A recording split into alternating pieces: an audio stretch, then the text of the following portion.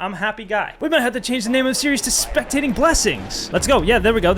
Clash on the shield. Clash on the shield. You just killed your teammate. Clash on the shield. Oh my God. There's like so many different ways you could come from, but like, no. If you really care about your rank that much, I'm gonna tell you like, hey, maybe just try. Hello and welcome back to me losing my mind watching you guys play the game because you make the same mistakes over and over again that I say in every single video. Welcome back at Spectating Nightmares. Today we are watching Zanguzin, I think is how you say it. He's an NAPC player, high gold / low plat. So we got a little bit of skill coming in this video. We're used to the silver bronze category, but now we got some talent on the roster, okay? He's been playing this game religiously for the past few years, watching tons of educational content and trying to put what he learns into practice. Very nice. That's good. Great. I would expect a little higher rank if you've been playing religiously for 2 years, but hey, that's cool. Or a few years, sorry. It's fine. Everybody learns at their own pace, and that's okay. Somehow I'm still stuck in gold plat. Yeah, there it is. Okay. My weaknesses are gunfights, mechanics, reacting properly to cues, and not playing off my team. Okay, these are some big weaknesses. Honestly, this alone can hold you back. Let's see if that's actually the case, though, because most of you guys lie in your descriptions. Let's get into it. All right, here we are on Outback. Starting off very rough with the Rora pick. I mean, this operator is just pretty much garbage, but there is probably one potential play you could actually make on this, which is like going dorm side. And are they dorms? Yeah, you could like come here and like kind of block these doorways off to gather control of dorms, which actually wouldn't be a terrible play. The only problem is like even with the doors, they can still bust them down. So I'm interested to see what you do. Looks like setting up for garage side actually. So I don't know. Are we roam clearing with Rora? Are we? I don't know what the plan is here. Guess we'll find out. Nice little pre-placed drone in garage. I love it. I love the intel game. Hey, strength intel game accurate. Except, do you know what operators they bring? This is my only concern. This is a great drone, by the way. This drone is so good. I'm gonna steal this. I'm gonna use that. Thank you. I've gained knowledge. Already happier than the average Spectating Nightmare because I myself have learned something. A new drone spot for Outback. I don't play this map very much, but you know. I mean, you know. Okay, you know he's not there. You know he's not hopping out this window because you have your drone there, and there's no way he got there that fast. It's very, very niche, but you don't need to look here. You know they're not there. I would look at the garage wall. They could be down in garage making a punch hole here, but they're not hopping out that window because you just had your drone there. You know nobody's on that side of the map. So we actually are going for the dorm stake, which I like because that's what I said would be good. So we can roar off the doors, hopefully push in, hopefully take that space with some aggression, and then get crazy. Let's find out. I'm a little confused why you checked your drone, but hey, that's cool. Keep holding this. Why are you shooting so much? Just hold him. Lock him in there. Don't let this guy escape. This is a free kill. This is what I call a complete freebie. Why? This guy is stuck here and he cannot move. He cannot escape. He cannot get out. If you just hold this angle, if he runs, he dies, right? So just hold it and don't stop peeking it, and then tell your teammates there was a guy stuck in this corner. Flashbang him, buck him from below. Try to get anybody on your team to do anything to kill this bandit, and he is completely stuck, and you are just dominating the line of sight. And when he does just try to face check it and peek, see now you've given up. Now he can cross, now you escape. But when he does, then you just get the kill because inevitably he probably will. And if he doesn't, hopefully your team figures out that they can kill him from below. Okay, so here's the thing. You kill them, it's nice, but giving up the angle is when he can take the angle back up, and then if he just holds this angle, you then just re-peek into his angle and you actually die. So you want to make sure you're dominating the angle so that if he peeks in it, you win. You don't want to have to peek him already holding the angle. Luckily, he's holding it poorly and he's doing a bad job, so you still get the kill. But just try to keep holding the angle because then he's just stuck. He's just screwed. Like if he peeks, unless he hits the nastiest pre-fire ever, which he probably won't because you're in gold, he dies. All right, pulling out the doors. Again, like this operator is so sketchy because like they could just be there and peek you and shoot you in the face while you do it, and it takes so long. Why do you keep checking the garage drone? What is this information doing for you? Are you just checking it for Finka? Like, also, what the hell is this guy doing? Finka, what are you doing? This is why droning is important, guys. Well, we'll go away from Zanguzin for a second. This guy, if he used one drone in the past minute, he'd know this entire area is clear. If he just looked at your drone, he knows the entire area is clear. This guy's being completely useless. You're playing a 4v5 because of this guy. Look at him. He's just doing nothing. That's why droning is important, guys. That's why droning is important. So you don't waste all your own time. Oh, God. Now, your Cali is holding it, so you should be safe to put this door down. So I don't hate this. The only problem is like if they just walk here and like get aggressive. Oh, the breach is open. Actually, you're fine. You're fine. This is good. You're chill. You're chill. All right, nice. So doors are down. Again, like you could push now. You could push now. You could take this space. Good drone. Droning first is smart. Figure out where they are. It's a clash. Are you going to push into a clash? Probably not a good move. Why? Because you'll just be slowed and you can't do anything. And that's when they impact the doors. That's when they open the doors and flank you. That's when you get completely screwed. So I really hope you don't push into this clash and maybe try to find a different way. But you do have the Cali. So actually, if you're pushing off the Cali, this could work. Okay, good. Yeah, actually, this is good. This is good. The goo mine kind of sucks. That's tough. Just take it out. No problem. No problem. You got the guys covering from the breach, hopefully. I mean, you got to kind of hope that they can do that at least. A little bit of spectating bug. Nice kill, though. See, now your team's all pushing. You guys are together. This is good. This is good. This is really good. Very good. This is some good gold gameplay right here. Okay, your thermite's in the site killing people. Why are you still back here? Get up there with them. Let's go. Yeah, there we go. There we go. There we go. Clash on the shield. Clash on the shield. You just killed your teammate. Clash on the shield. Okay, I think I figured out what your problem is. I think I figured out why you're not ranking up. You're legally blind. You're legally blind. He's just gonna plant. Dude, this is the worst plant ever. You have nobody covering. Is there anyone covering you? Callie's not watching. Buck's on the other side of the map. Finka's on the other side of the map. This is not a good time to plant. You gotta be a little bit more aware of what's going on around you because, yeah, now Clash is just killing you. I mean, the fact you didn't see her in the first place is insane. You knew she was in the area and you still didn't look.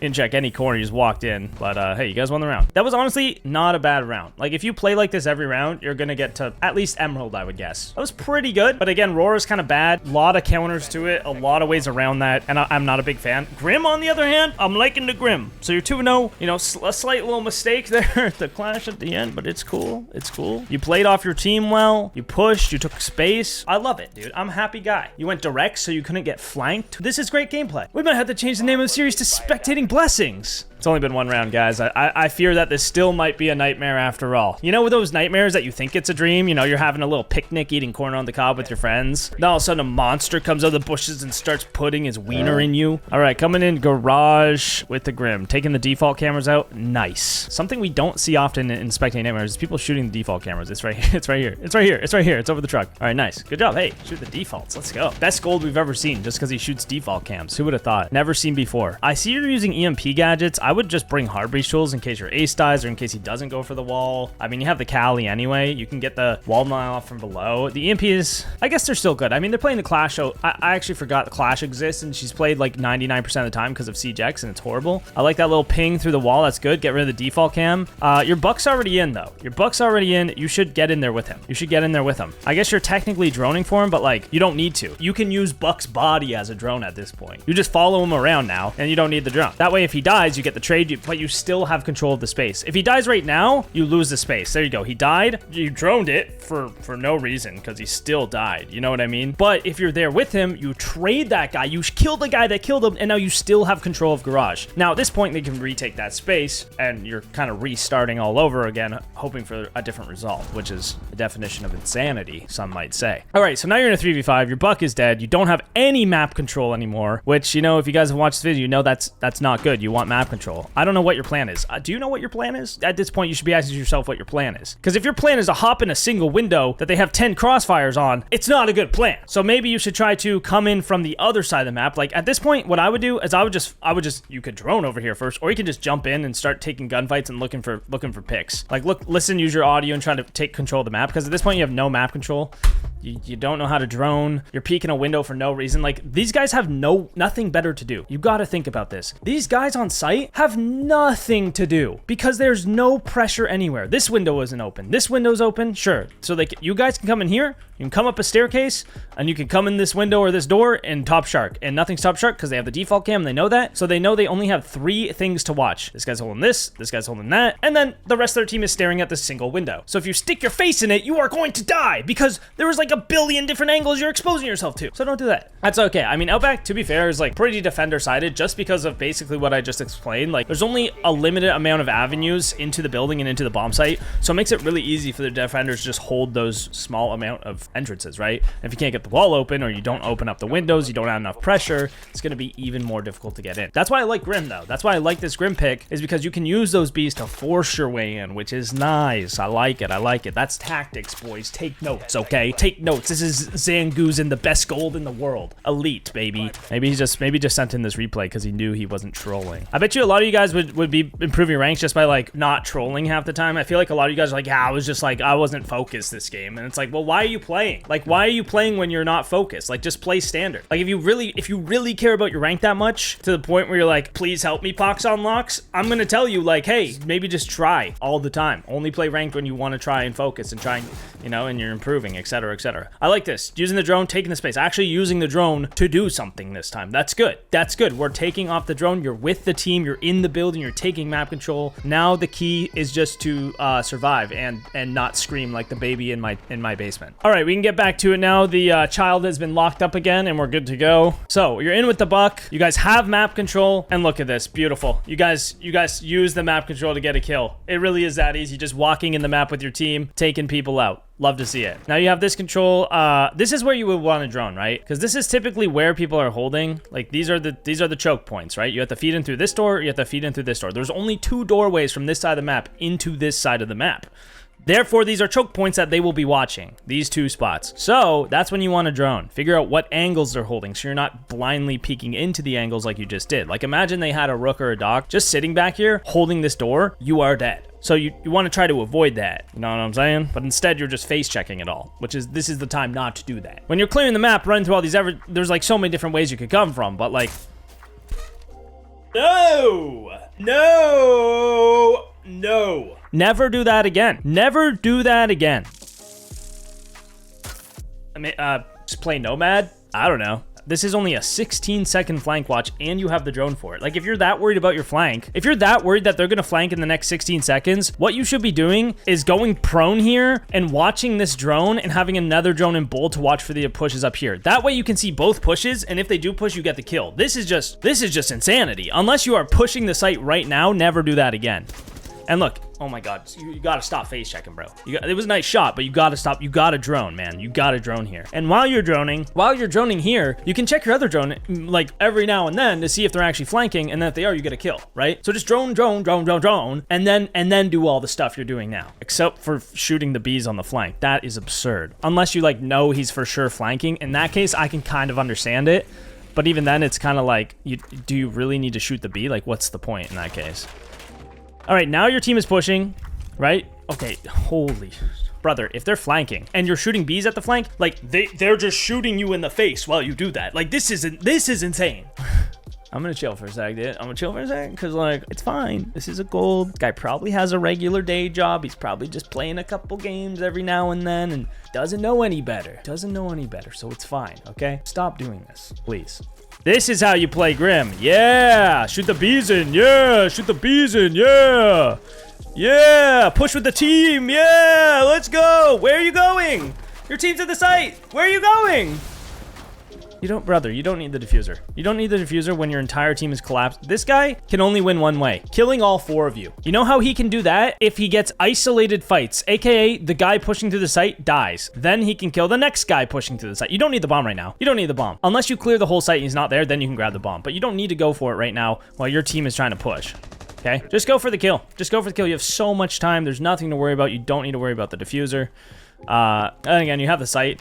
And I guess your team is going to play passive. So this is fine. There's that C4.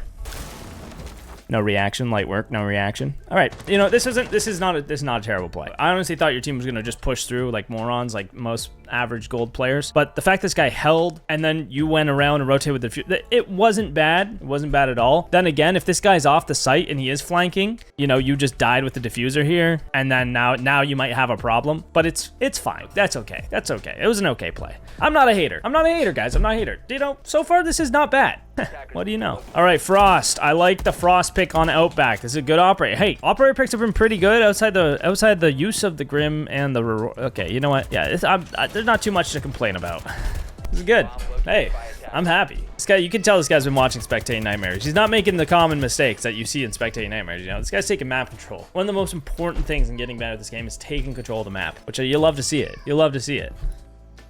This mat's good. This mat's good. Here, wait. This mat's good, but it's a little off. I would just back this mat up by like just a little bit so that it doesn't hang right over the edge. It'll still hit them, but it'll be less visible. So the mat on the staircase is great. That's a fantastic map because they're coming up the staircase. They're looking up the staircase. That one just overhangs a little bit to the point where they might actually see it. So just back it up a little bit. That's all. Very nitpicky, very small detail. Overall, good map placements. You know, this is a great one. A lot of people try to hot jump in there. This is good. He'll probably get shot, but that's just another step for them to actually clear. Shield's all right. I actually don't really like it. I would probably just put it in the hallway so that you have more space, just because you're kind of crunched in this spot. Overall site setup, like I'm gonna give you like an 8 out of 10. 8 out of 10 site setup, that's definitely not your problem. At least right now, judging by this one and only round. Checking the cams is good. See where they're pushing from. You know they're going main breach. Okay.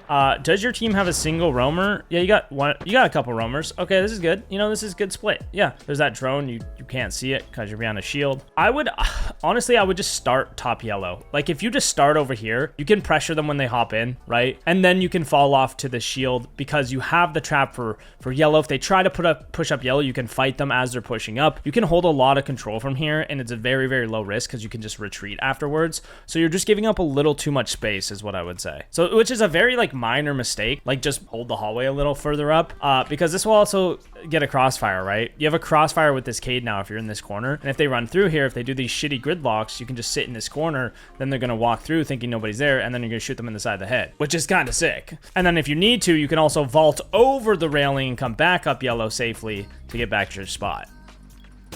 Your team's getting drawn up. So you know they're going to push this Cade, right? They've droned them a bunch. They've opened the breach. All the pressure is coming from over here, which again is more reason to push up this hallway and get aggressive on this doorway. We had this problem last week where Havoc, he would start on site and then push into them. You want to start off the site and fall back to it, right? To waste time and waste...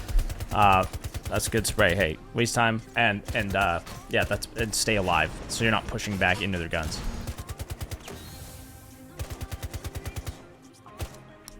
Now careful, because a guy could swing behind him, right?